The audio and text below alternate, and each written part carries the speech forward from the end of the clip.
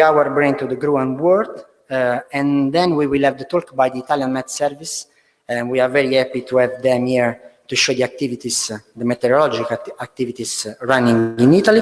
And finally, we replace the talk missing. We anticipate one talk with the talk by Diane that will, is it fine with you? Okay.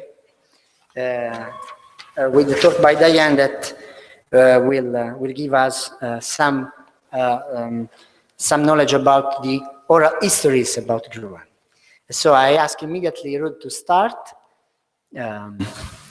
Gruan, the Gruan Lead Center, he will present the basics of Gruan. In case of question, if you cannot hear the audience, of course we can use the microphone.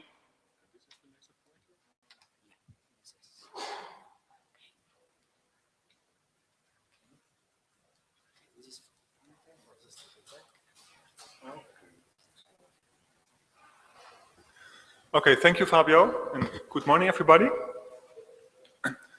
Okay, in this talk, I want people who are new to Gruan, I want you to familiarize with the philosophy behind Gruan and the way we implemented it.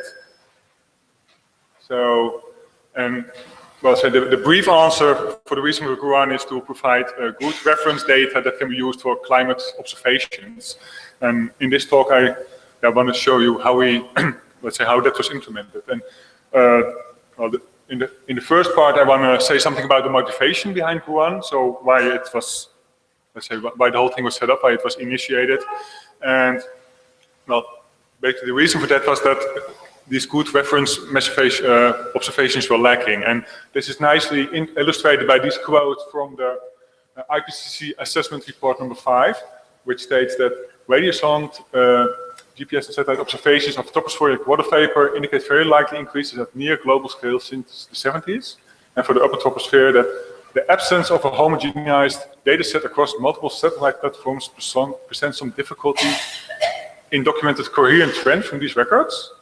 And for the stratosphere, because of the large variability and relatively short time series, confidence in long-term stratospheric water vapor trends is low. So, well, this plot nicely illustrates this. For example, here you see output from various models on the specific humidity at 300 hectopascals. And you see there is quite some dissimilarity or some disagreement between these models. And the available measurement data by the AIRS instrument only cover this period. And as you see, that's too, let's say, too short to make any real clear statements about that. Another interesting case is presented here. This shows that the differences between radio sound observations of tropospheric humidity in comparison to satellite observations. And well, the color bar here is a measure of the difference between the satellite and radio sound observations. And you see that there's, for example, here a very clear geopolitical boundary visible in this difference. Well, and that clearly, of course, is not related to the atmosphere, but it really points to an instrumental effect. So that clearly illustrates that we need, let's say, good measurement data which are free of measurement artifacts. Another example from our home base. So these are measurements taken at Lindenberg radio soundings at 8 kilometers altitude.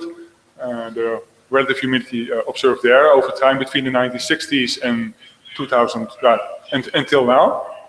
And you see here some very interesting jumps in the data. And as you may guess, these are not, let's say, real, but these are related to instrument changes over time.